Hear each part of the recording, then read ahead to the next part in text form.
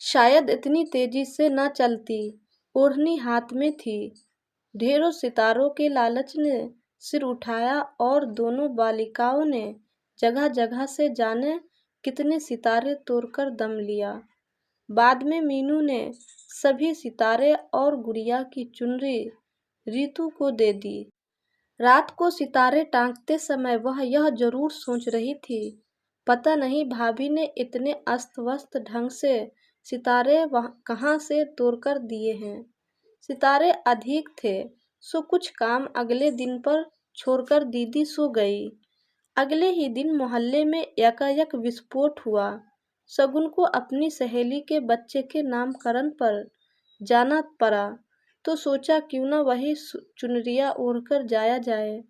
जैसे ही उसने अटैची से निकालकर चुनरिया को फैलाया तो धक से रह गई। चुनरिया में कितने ही छोटे बड़े गोल गोल छेद जगह जगह से झांक रहे थे। शगुन तो उत्तेजना के मारे जोर से चीख पड़ी। उसने ताई जी को पुकारा। देखते देखते पूरा मोहल्ला इकट्ठा हो गया। कोई कहता किसी श्रियालू पड़ोसन का काम है, तो कोई कहता किसी ने जादू टोना कर दिया है। शगुन का रो रो कर बुरा हाल था। इतनी सुंदर चुनरिया तो आसपास किसी के पास भी नहीं थी। उसके भीतर की आग अधिक से अधिक भड़कती जा रही थी। एक बार, बस एक बार अपराधी का पता लग जाए तो वह उसे छोड़ेगी नहीं। अशोक भी घर पर नहीं था। वह करे तो क्या करे। दोपहर को मीनू जूं ही स्कूल से लौटी तो देखा शगुन क्रोध अग्नि में तब्दील हुई कुर्सी पर बैठी थी। पढ़ी लिखी शगुन यह मानने को तैयार नहीं थी कि यह जादू टोने का काम है। हाँ, इतना अवश्य हो सकता है कि किसी ने उसकी अनुपस्थिति में मीनू के भोलेपन का फायदा उठाया हो। उसने मीनू से आते ही करक कर पूछा, मीनू, यह ओढ़नी किसने खराब की? मेरे पीछे यहाँ कौन कौन आता है? कोई नहीं मम्मी, भयभीत बालिका ने लड़खड़ाती आवाज में उत्तर दिया। सच बताती है या अभी डंडे से ठीक करूं? शगुन ने अंदर से डंडा उठाते हुए बालिका को अग्निय दृष्टि से देखा। मीनू के लिए तो इतना ही काफी था। वह एकदम सिहर उठी और भयभीत स्वर में बोली, रीतू मम्मी। क्या रीतू? शगुन को तो जैसे विश्वास ही नहीं हुआ। और कौन था उसके साथ? मैं मम्मी। सितारे कहाँ हैं? शगुन अंधविश्वास को यकीन में बदलना चाहती थी। शगुन को तो जैसे अपना मुजरिम मिल गया था। पता नहीं कितने थप्पड़ मुक्के उसने मीनू पर बरसाए और अंत में डंडा उसके हाथ में था। उसे क्रोध और आवेश में यह भी होश नहीं रहा कि मीनू बहुत छोटी है। उसका विवेक तो जैसे क्रोध अग्नि में भस्म हो गया था। बालिका के हृदय विदार चीखे उस पर कोई प्रभाव नहीं डाल रही थी। मीनू बार बार चीख रही थी, मुझे मत मारो मम्मी, मैं आपके सभी सितारे दे दूंगी।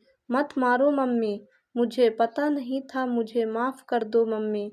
मगर शगुन पर तो जैसे खून सवार था। उसे छिन-भिन ओढ़नी दिखाई दे रही थी।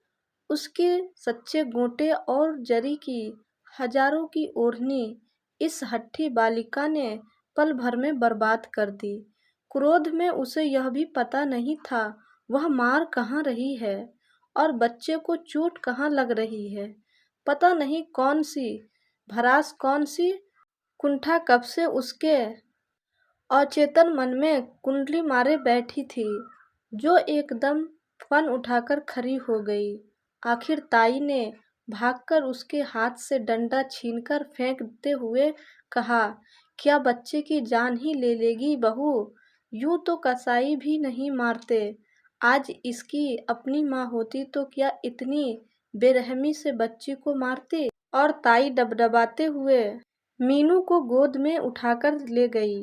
ताई की बात सुनते ही हतप्रभ खड़ी रह गई।